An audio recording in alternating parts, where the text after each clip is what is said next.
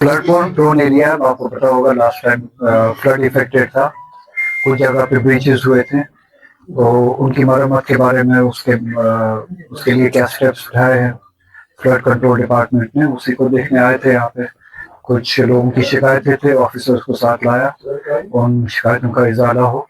कुछ जगहों पे टेम्परेरी बेसिस पे काम हुआ है, उनको परमानेंट बेसिस पे कैसे वहाँ पे उन शिकायतों का इजाला करना या ब्रीचेस को ठीक करना, ताकि आइंदा आने वाले इस तरह के मुमकिन सैलाब में लोगों को नुकसान ना उठाना पड़े।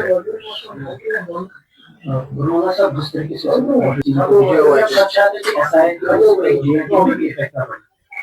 जेएनके में इस तरह के एक्सपेरिमेंट्स इनने पहले शुरू किए, फिर दूसरी जगहों पे अब एसआईआर एडिशनल होगा, उसका भी ये कैसे यूटिलाइजेशन करेंगे यहाँ पे।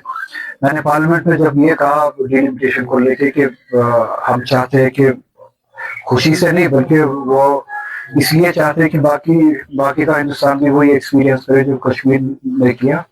उसका मतलब यही था कि जबरदस्ती की जेरिमेंडरिंग हो, डिलिमिटेशंस हो, एसआईआर वहाँ पे यूटिलाइज किया इम्प्लीमेंट किया जाए, पार्लियामेंट की तरफ से लेजिस्लेशन हो ऐसे जहाँ स्टेट्स के बारे में स्टेट्स को यूनियन टेरिटरी में तब्दील किया जाए, और इस सब के बाद जो उन स्टेट्स के सिटीजन्स को नुकसान उठाना पड़ता है फिर ही रियलाइज करेगी बाकी की रियासत से जो कश्मीर ने रियलाइज किया, जो नुकसान कश्मीर को उठाना पड़ा। बंगाल में आपने जो देखा, असम में आपने जो देखा, ये कॉन्स्टिट्यूशन, आइन, लॉ इन्फोर्समेंट एजेंसीज वगैरह सबको आपने देखा खुलेआम वो कॉम्प्रोमाइज कैसे किया जा सकता है एक पॉलिटिकल पार्टी के नफा के लिए, एक पॉलिटिकल पार्टी के इंटरेस्ट के लिए। हेट स्पीच कैंपेनिंग में खुलेआम दिया गया, बजाय इसके कि कैंडिडेट्स डिस्क्वालीफाई हो उनके हेट स्पीच को फैसिलिटेट किया गया। ऑफिसर्स का इस्तेमाल बजाय ऑब्जर्वर्स के दूसरी पार्टी को डराने के लिए किया गया।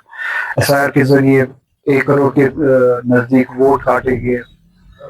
25 लाख लोगों ने जो शिकायतें की वो साबित हुआ कि नाजायज तरीके से उनकी डिलीशन हुई है।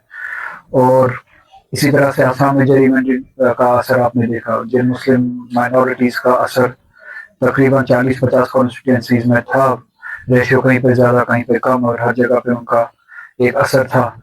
उनको जेरिमेंडरिंग करके 20 असेंबली कॉन्स्टिट्यूंसीज तक उनको कन्फाइन किया गया। इसी तरह से पैरामिलिट्री फोर्सेस का इस्तेमाल बंगाल में कैसे किया गया। तो ये सारी हरकतें ये है जिससे ये साबित होता है कि अब कॉन्स्टिट्यूशन को बाला ताक रखा गया है।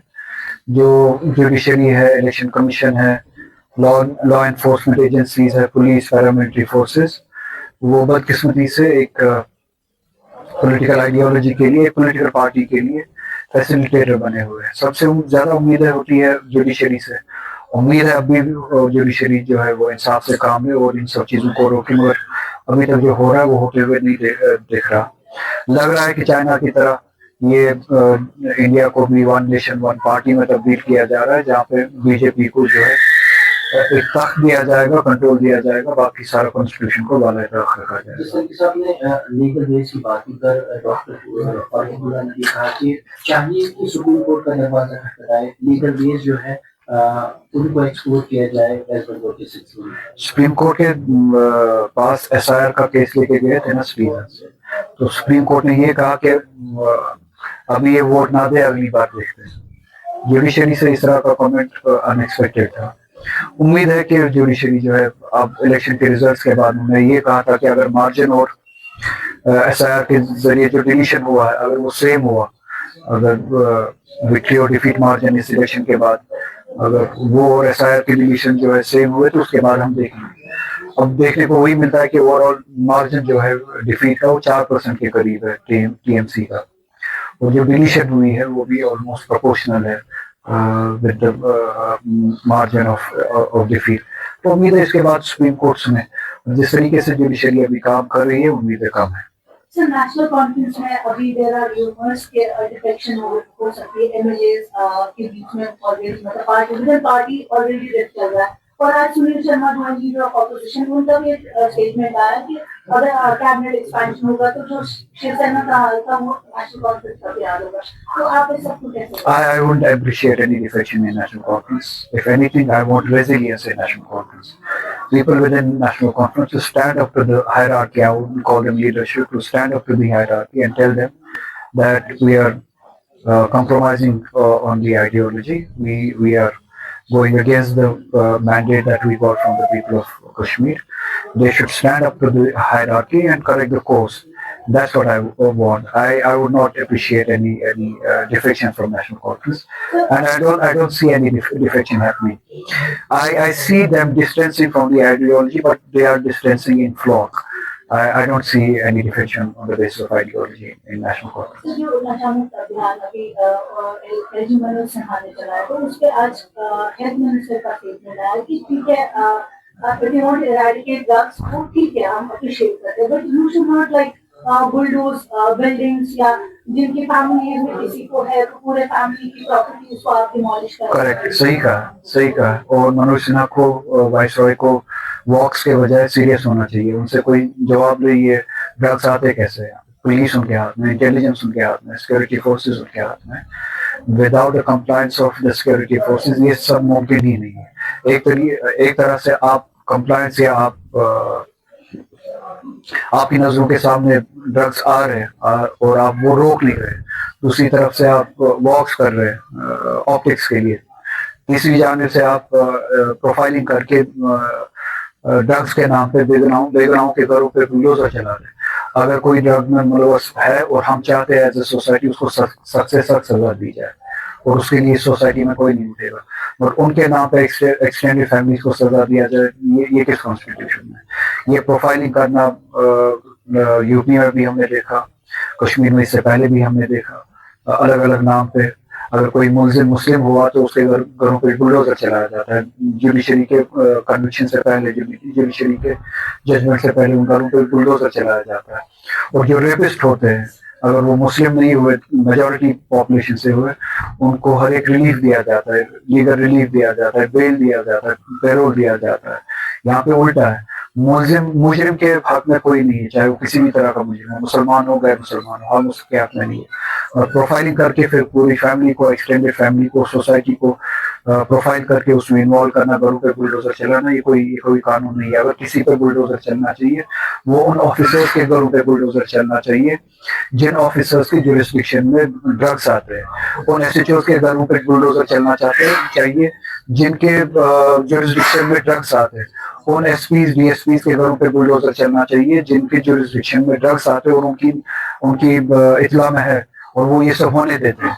तो इन वॉक्स वगैरह से कुछ नहीं होगा, ऑप्टिक्स से कुछ नहीं होगा, बुलडोजर चलाने से कुछ नहीं होगा. They have to be serious.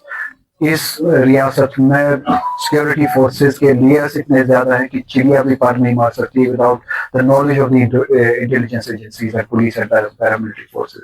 ये मुझे 1000 बार भी कहे कि ड्रग्स आते और इन्हें पता नहीं है. विदाउट देयर कंप्लायंस ये मुमकिन ही नहीं हो सकता.